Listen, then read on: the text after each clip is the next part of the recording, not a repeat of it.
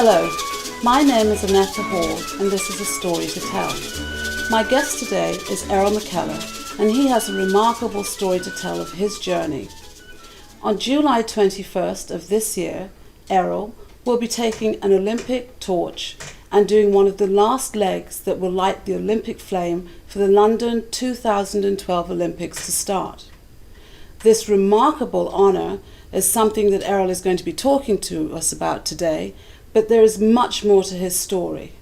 Hello, Errol. Tell us your story.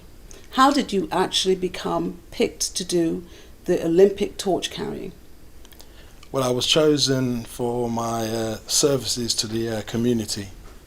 I'm a registered mentor for the area. I help young kids in sports and generally just trying to keep them out of trouble and basically keeping an eye on people in the community, just trying to do the right things, which, to be honest, when this sort of opportunity came up, I never really, I thought it was a joke actually, because, I had a phone call about this torch bearing and I thought it was a bit of a wind up, so I put the phone down.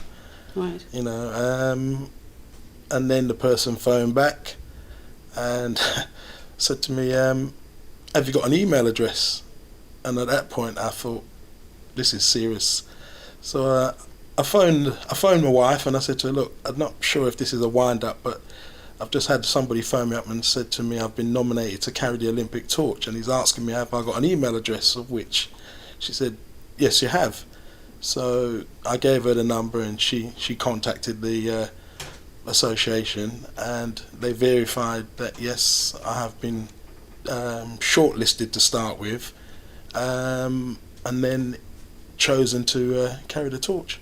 And as I understand this, people had to vote for you in order for you to be chosen as this torch carrier. So this isn't something, you were in competition, there were other people who could have been chosen, but you got picked for your community service, for your mentoring, and you mentioned that a little bit. Can you give an example of what you do as a mentor for some of the youth? And this is in Hackney. Yeah. I mean, the Borough of Hackney, I'm a registered mentor for youngsters who unfortunately get themselves into trouble.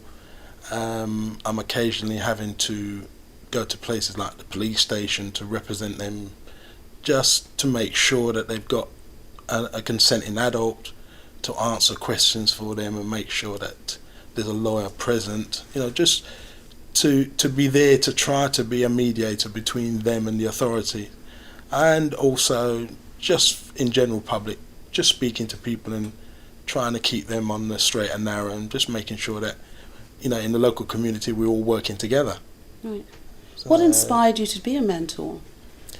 Well, I think my biggest inspiration really in terms of someone or people that given me the confidence to do something like that are my parents. My mum and dad have been really my benchmark. They've taught me the right ways, taught me the things that they would want me to be and to do when I'm growing up. And as you know, growing up in a West Indian community, right, they wouldn't spare the rod to spoil the child. Right. So I was, so from an early age, I took those strengths, and hopefully if I can pass that on to some of the kids, if not all of them, then I feel I've done something. Wonderful.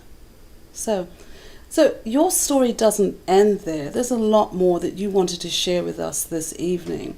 So let's get into that a little bit. So we've talked about the fact that you are a community leader, a mentor. I know that you have a business in Hackney. You have a business as a... I run a garage. Also, in my spare time, I'm involved in football coaching. I set up football programs. I'm also involved in setting up other sports programs, and I can, at the moment currently be found working for Leyton Orient Football Club, where I'm coaching and just trying to help kids who if they don't make it in sport, try to get them on a coaching program. So You're that's my doing quite a passion. bit. And you underplay the soccer piece, but I think, and I want to make sure our audience understands football, not American football, but soccer. Yeah. But you've actually worked as a coach with some pretty interesting people, a couple of names that some of us who, even though we don't watch football, may still know. Tell us a little bit about that. Well, I've been very fortunate. I've been coaching for 35 years, and in that time, I've had the privilege of working with the likes of a young David Beckham. Oh. I coached him for 5 years. He used to play in a youth team called Ridgeway Rovers and Brimsdown youth boys team, and I was very fortunate to be one of his coaches and mentors, really. So I was pretty proud of that. And also I coached Sol Campbell for 5 years. I did Ashley Cole. Right. I did Ledley King. So I've worked with quite a few young footballers that have gone on to do some wonderful things. So I'm quite proud of that. Yeah. But, it just, the ones that are not as famous as them, they still give me the same passion. Excellent, excellent.